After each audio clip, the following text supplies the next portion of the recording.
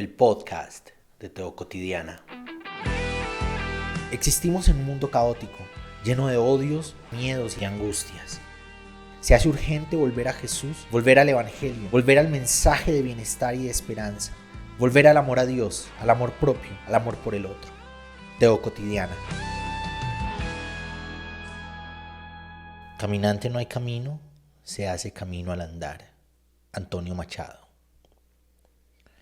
En los albores de la iglesia cristiana, en un tiempo en que las comunidades de fe no eran estructuras definidas por un cuerpo irrevocable de doctrinas inamovibles, sino más bien asociaciones que se reunían en torno al recuerdo de Jesús y sus enseñanzas, en la búsqueda de implementar el amor en sus relaciones cotidianas. Esas comunidades eran caracterizadas generalmente por el ensayo-error que fue definiéndolas y redefiniéndolas dentro del entramado social de los contextos políticos, religiosos y culturales, y se les reconocieron una y otra vez por ser caminantes, no por ser un bloque estático de creencias absolutas, sino por ser una universalidad dinámica de experiencias. En cada paso Dios iba ocurriendo.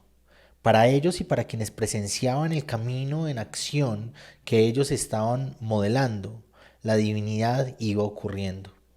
A medida que andaban, las sanidades físicas y del alma, las liberaciones de las psicologías y la esperanza de construir un mejor futuro lleno de los valores del reinado de Dios, del que tanto hablaba ese Jesús que los juntaba, se hacían lugar. Incluso se notó progresivamente. Comenzaron a decir los que los veían caminar desde afuera que estaban trastornando el mundo. Entre torpezas de quienes aprendían a recorrer las huellas de un maestro también caminante, también aprendiz de la vida, también susceptible del asombro y de las decisiones, se presenciaba el cristianismo que dio a luz al Evangelio escrito que nosotros estudiamos hoy. A veces se nos olvida que la escritura de las versiones de ese evangelio, los 4 registros que llegan hasta nosotros de la vida y los dichos de un maestro inconforme nombrado Jesús, oriundo de una aldea sin importancia, conocida como Nazaret, no se dio de una forma mágica, con el dedo de Dios moldeando las letras en un papiro sagrado, sin incidencia contextual y libre de los ciclos y los sistemas sociales. La idea de inspiración divina nos ha llevado a imaginar un lazo fantástico de ocurrencias en las que Dios poseyó las plumas de los escritores, obligándolos, entre comillas, a usar palabras estrictamente correspondientes a su mensaje.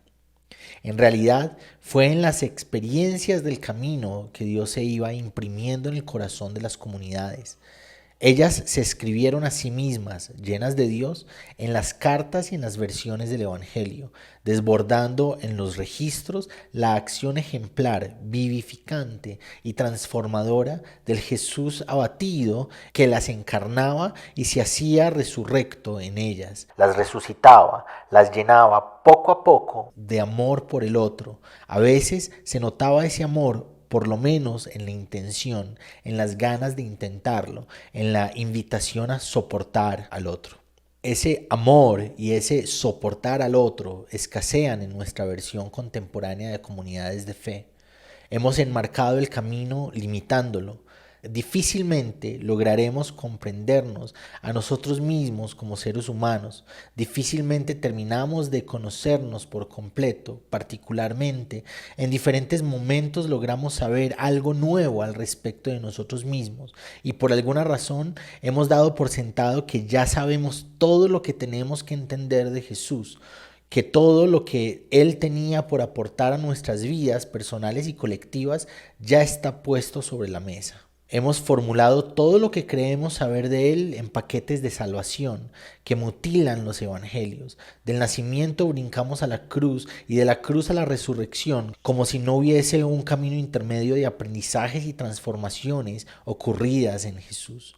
Los planes del evangelismo se estandarizan brindando pasos para una oración que por arte de magia te hace poner un pie en el cielo Se sistematizan cifras por millares de personas salvas, entre comillas, que se han conquistado, entre comillas, en acciones instantáneas, muchas veces masivas, de evangelismo, como si las personas fueran números, como si las historias particulares en toda su complejidad se redujeran a eso, a 3 o 4 o 5 pasos, limitados al nacimiento, la muerte y la vuelta a la vida y una oración. Y del camino, del ensayo-error, de la posibilidad de equivocarse y retomar, así como se equivocaron los seguidores del Maestro, equivocaciones que nos permiten un cuerpo de enseñanzas invaluables, de las preguntas, así sean incómodas, del no estar de acuerdo con el status quo, queda poco.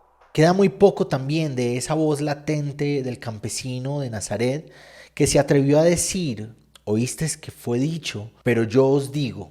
Y claro, ya escucho los reclamos, es que Él es Jesús, Él es Dios. Y sí, lo era, lo es, aunque se nos olvida que el Dios invisible se comprende solo por medio de la humanidad restaurada, el segundo Adán visible, de la encarnación del Logos hecho experiencia individual y social, y que esa persona de Jesús, por lo menos en nuestro horizonte cristiano, es la medida de la humanidad perfecta. Nuestro ejemplo a seguir es lo que Él hizo, como Él pensó, la manera en que Él se comportó con el otro, y no solo el otro marginado, también el otro representante de las estructuras religiosas, a los que cuestionó, a los que exhortó, a los que corrigió, a los que invitó a nacer de nuevo. Es de sus tradiciones y de sus voces que Él propone el oísteis que fue dicho, pero yo os digo. Veo levantarse una realidad eclesial diferente, tal vez por los contextos en que existimos, la incidencia de las redes sociales, la democratización y el acceso al conocimiento. Esas realidades que moldean nuestra cosmovisión actual, que moldean nuestras psicologías. Veo levantarse conmigo inconformes de los marcos doctrinales. Veo una generación de personas hostigadas de un evangelio estático y sin vida, acoplado, resignado, a veces estéril. Y no hace falta aclarar que no todos lo viven así. Está claro que hay remanentes, oasis en medio del desierto, pero por un lado es necesario que todos nos dejemos de creer el remanente del cielo, y por el otro que todos nos empecemos a mirar de manera crítica, a reconocer y corregir lo que hemos hecho mal. Y me lleno de preocupaciones y de esperanza. Preocupación porque no se pierda el espíritu, porque no se caiga en la pasividad del conformismo, por ser creativos y actuar, porque el hostigamiento nos lleve a la transformación de las realidades de la iglesia, la de nuestro tiempo y la venidera, a la transformación de las realidades de nuestra sociedad, la de nuestro tiempo y la venidera. Recuerdo el conocimiento de antaño, los del camino, los que caminan, los de ese camino, reflexionando acerca de Jesús como caminante, en el camino que Él recorrió en medio de las normalidades propias de su tiempo. Su familia lo tomó por loco, los fariseos decían que pertenecía al reino de Beelzebú. Sus compañeros aldeanos en Nazaret, familiares y personas con las que seguramente creció persiguiendo gallinas, lo quisieron matar por lo que predicaba.